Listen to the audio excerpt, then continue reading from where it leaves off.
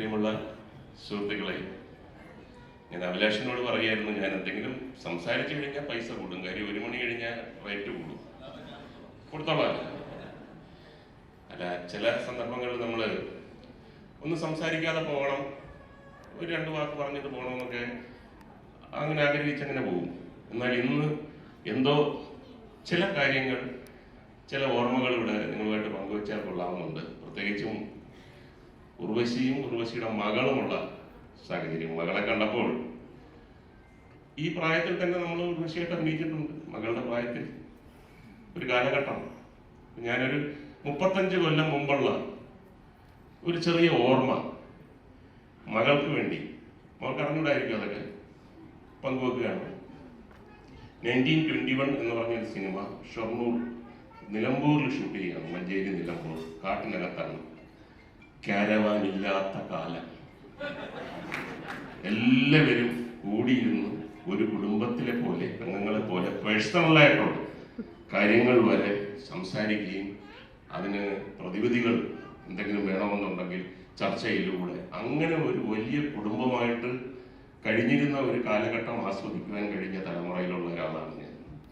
അപ്പോൾ എല്ലാവരും കൂടിയിരിക്കുകയാണ്. ഒരു നടൻ എന്ന നിലയിൽ എപ്പോഴും ഒബ്സർവേഷൻസ് ആണ്. സിനിമയിൽ അങ്ങനെ ഒരു സാഹചര്യം വന്നാൽ നമ്മൾ ഏത് എക്സ്പ്രഷൻ ഇടും, എങ്ങനെ പെരുമാറും എന്നുള്ളത് നമ്മുടെ ചുറ്റിനുമുള്ള കാര്യങ്ങൾ നോക്കി പഠിക്കുകയും കൂടെ ചെയ്യണം ഒരു നടൻ. വളരെ അപ്രതീക്ഷിതമായിട്ട് ഒരുപാട് എക്സ്പ്രഷൻസ് ഞാൻ ആ കാലഘട്ടത്തിൽ ചെയ്തിരുന്ന തരത്തിലുള്ള റോളുകൾക്ക് വേണ്ടി എനിക്ക് കിട്ടി. ആ സംഭവമാണ് പറയാൻ പോകുന്നത്. എല്ലാവരും ഇങ്ങനെ കൂടിയിരിക്കുന്നു. ഞാൻ ഇച്ചിരി ലേറ്റായിട്ടാണ് വന്നത്.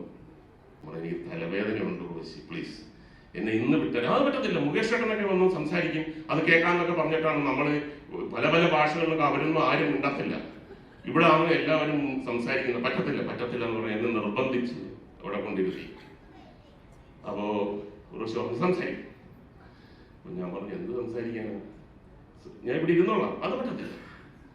അപ്പൊ പെട്ടെന്ന് ഞാൻ പറഞ്ഞു, എന്നാ നമുക്കൊരു ചെറിയ ഒരു ഗെയിം. ഗെയിം കൊള്ളാം. ഉർവശി എന്നെ പറഞ്ഞു. അപ്പൊ ഞാൻ പറഞ്ഞു, ഉർവശിക്ക് ജീവിതത്തിൽ ഏറ്റവും ഇഷ്ടപ്പെട്ട ആളാരാണ്? എന്താ എക്സ്പ്രഷൻസ് അവിടെ മുഴുവൻ. ഞാനോ മറ്റോ ആകും, ഞാനായിരിക്കൂ, ഞാൻ തന്നെ. IV ശശി ഡയറക്ടർ മുതൽ സുരേഷ് ഗോപി, മമ്മൂട്ടി, രതീഷ്, പിന്നെ ക്യാമറമാനൊക്കെ ഇങ്ങനെ നോക്കിയിരുന്ന ആള്. ഉർവശിക്ക് അതിന്റെ ഒരു ഹുക്ക് അപ്പോഴാണ് മനസ്സിലായത്. ചോദ്യമൊന്നും പറ്റത്തില്ല. അപ്പൊ എല്ലാരും പറഞ്ഞു, അത് പറ്റത്തില്ല, ഞങ്ങൾക്ക് അറിയണം ജീവിതത്തിൽ ഏറ്റവും കൂടുതൽ ഇഷ്ടമുള്ള ആളാരാണ്. ചെറിയ ഒരുപാട് പേരെ ഇഷ്ടമുണ്ട്. ഞാൻ പറഞ്ഞു, അങ്ങനെ പറ്റത്തില്ല, അതിന്റെ മുകളിൽ ഒരു ചെറിയ ഇഷ്ടം കാണും. അപ്പോ ഈ നെഞ്ചിടിപ്പ് എന്നൊക്കെ പറയുമ്പോൾ നമുക്ക് കേൾക്കാൻ പലരുടെ അടുത്ത് നിന്ന്. അയ്യോ, ഏറ്റവും വലിയ ശ്രദ്ധിക്കാത്ത എന്ന് പറഞ്ഞു കഴിഞ്ഞാൽ പ്രൊഡക്ഷൻ, ചായ കൊടുക്കുന്ന ആൾക്കാർ, അങ്ങനെയൊക്കെയുള്ള ആൾക്കാർ. പിന്നെ നീ എന്റെ പേരെന്തായാലും പറയത്തില്ല. അപ്പോ ഒരു പ്രത്യേക ഘട്ടം വന്നപ്പോൾ ഞാൻ തന്നെ ഒരു റെമഡി പറഞ്ഞു, എഴുതി തന്നാ മതി. പറയാൻ നാണമാണെങ്കിൽ പറയണ്ട, എഴുതി തന്നാ മതി. അപ്പൊ ഉർവശിയുടെ മുഖത്തുള്ള എക്സ്പ്രഷൻ, വല്ല കാര്യമുണ്ടോ എനിക്ക് ഇയാളെ വിളിച്ച് ഇവിടെ കൊണ്ടിരുത്തി അവിടെ ഇരുന്നതിനായിരുന്നു, ഒരു കുഴപ്പമില്ലാതെ. അങ്ങനെ ഉർവശി എഴുതി തന്നു. ഞാൻ നോക്കിയിട്ട് ഇത് ഞാൻ ഒരിക്കലും പ്രതീക്ഷിച്ചില്ല. അപ്പൊ അഭിനയിച്ച് പറഞ്ഞു, ഇത് നീ ആരാന്ന് വെച്ചാ പറ, കുറെ നേരമായില്ല, മനുഷ്യന് വേറെ ജോലിയുള്ള. അപ്പൊ ഞാൻ പറഞ്ഞു, ചേട്ടാ, ഇത് നമ്മുടെ നാടെ മനസ്സ്, ഒരാളുടെ മനസ്സിൽ ഇങ്ങനെ ഇരിക്കുന്നെന്ന് പറഞ്ഞു കഴിഞ്ഞാൽ അത് ചിലപ്പോൾ വലിയ, ഇപ്പൊ നമുക്ക് അറിഞ്ഞൂടാ, ഈ എലിസബത്ത് രാജ്ഞിയെ ചിലപ്പോൾ രാജ്ഞിക്ക് ഇഷ്ടപ്പെടുന്ന ഡ്രൈവറായിരിക്കും പറയാനൊക്കെ. അപ്പൊ ഡ്രൈവർമാരൊക്കെ ഇനി ഞാനോ മറ്റോ ആവും. ഗംഭീരമായ ഒരു അറ്റ്മോസ്ഫിയർ അങ്ങോട്ട് വരികയാണ്. അപ്പൊ എഴുതി തന്നെന്ന് പറഞ്ഞു കഴിഞ്ഞാൽ ചവറ VP നായർ, ഇത് ഉർവശിയുടെ അച്ഛൻ തന്നെയാണ്. അപ്പൊ അത് പറഞ്ഞു കഴിഞ്ഞാൽ തീർന്നല്ലോ. ഞാൻ പറഞ്ഞു, വളരെ ഉർവശി ഇപ്പൊ പറയണമെന്ന് പറഞ്ഞു. ഉർവശിക്കാണ് പറയണമെന്നുള്ള ഏറ്റവും നിർബന്ധം. കാര്യം ഈ കൂട്ടത്തിന് ഒറ്റയടിക്ക് ഇല്ലാതാക്കാൻ അപ്പം മമ്മൂട്ടി പറഞ്ഞു, നീ പറ, എന്തായാലും ഇത്രയൊക്കെ ആയി, പറ. അപ്പൊ ഞാൻ പറഞ്ഞു, ഈ ഭക്ഷണമൊക്കെ വിളമ്പുന്ന ഒരു പ്രതീക്ഷയില്ലാതിരുന്ന ജോസ് എന്ന് പറഞ്ഞതാണ്. ജോസ് ഒരു ചായപാത്രം വീഴുന്ന സ്ഥലം. ജോസിന് ഒരു ലുക്കുണ്ട്. ഇത്രയും കാലം എന്നിൽ നിന്നും മറച്ചു വെച്ച ഒരു വാക്ക് നേരത്തെ പറയാമായിരുന്നു.